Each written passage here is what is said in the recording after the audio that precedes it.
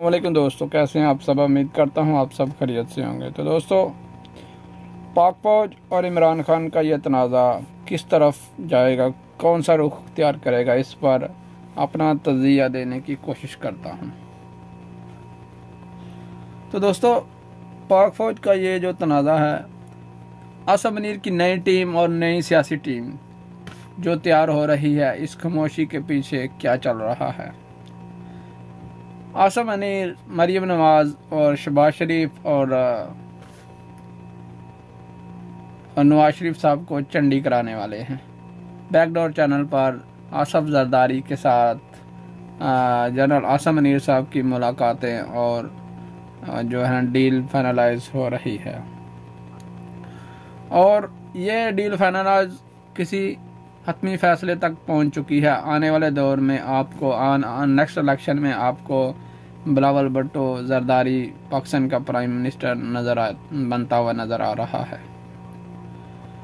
क्योंकि जो भी फौज में अदारे में लोग बैठे हुए हैं वो सब बेहतरी की तरफ जाना चाहते हैं, और इनको चांस दिया था कि ये हुकूमत में आए और सियासी इस्तेहकाम को ख़त्म करें, लेकिन इनके में इतनी काबिलियत ही नहीं है कि ये सियासी इस्तेहकाम को ख़त्म कर सके। उल्टा इन्होंने गुर्बत और बढ़ा दी है, डंडा लेके गरीबों के पीछे पड़ गए।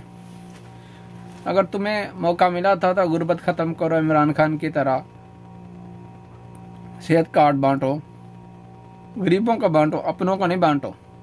अपने ये अशराफिया को मत बांटो। ये मरीम नवाज अपने अशराफिया को बांटने लग गई है, बंदर बांट रही है। दूसरा, ये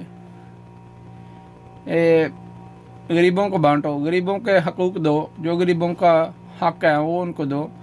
75 साल से पाकिस्तान इसी तरह चलता हुआ आ रहा है और आगे भी चलता रहेगा, लेकिन ये सोच के आज हम कानून लागू करके और ये पाकिस्तान को इतनी जल्दी बदल देंगे तो ये बादशाही हुकूमत आए या जनरल साहब चाहे तो बदल सकता है, वैसे नहीं बदल सकता।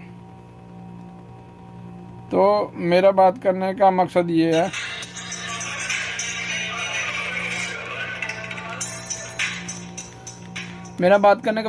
कि आने वाला बिलावल भुट्टो जरदारी आपका वज़ीर-ए-आज़म होगा, और जरदारी साहब के साथ बहुत सारी ऐसी चालें हैं जो इमरान खान को वो बाहर ला सकते हैं, क्योंकि जरदारी बहुत चालाक आदमी है। वो इमरान खान को किसी हद तक शायद आमादा कर ले और इमरान खान बाहर आ जाए। लेकिन अगर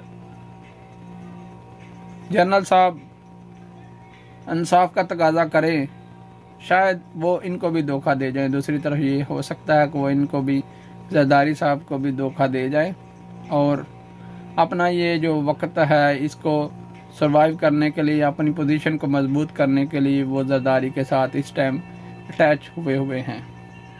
ठीक है, इस टाइम वो जरदारी के साथ अटैच हुए हैं अपनी इस पोजीशन को मजबूत करने के लिए, और आने वाले इलेक्शन में भी वो जरदारी को और इन सब को आउट करके शायद इमरान खान को ले आए।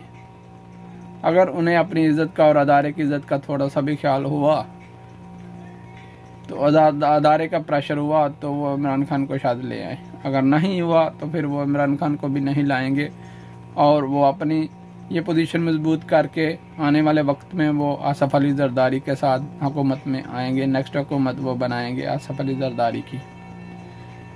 मंजरनामा तो यही सब कुछ पेश कर रहा है, आगे वक्त क्या कहेगा, क्या होगा, कुछ नहीं कह सकते। इस पर मेरा यही तज़िया है, मेरी सोच है, और सूरत हाल जो दिख रही है वो यही सब पेश कर रही हैं।